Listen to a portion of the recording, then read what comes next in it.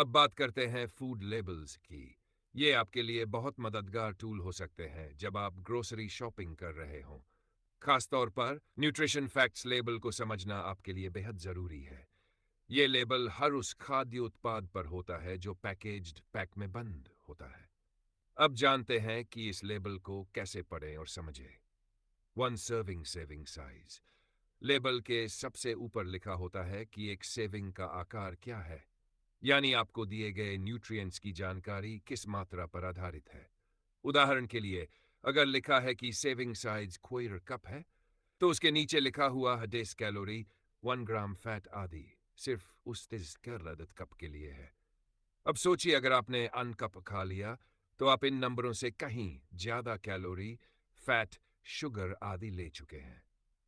अक्सर लोग ड्रिंक्स या स्नैक्स को एक ही सर्विंग मानकर पूरा खा पी जाते हैं, जबकि असल में वो 2 या 3 सर्विंग्स होते हैं। इसलिए हमेशा ध्यान से पढ़ें कि आप कितनी मात्रा में खा रहे हैं। डेली वैल्यूज, प्रतिशत दैनिक मूल्य। ये एक और चीज है जिसे बहुत लोग गलत समझते हैं। जब लिखा होता है 10% डेली वैल्यू, तो कई लोग सोचते हैं कि इस फूड में 10% सोडियम ही है। यह गलत है। असल में इसका मतलब है कि आपके एक दिन में जितना सोडियम लेना चाहिए, उसका 10% आपको इसे एक सर्विंग से मिल जाएगा।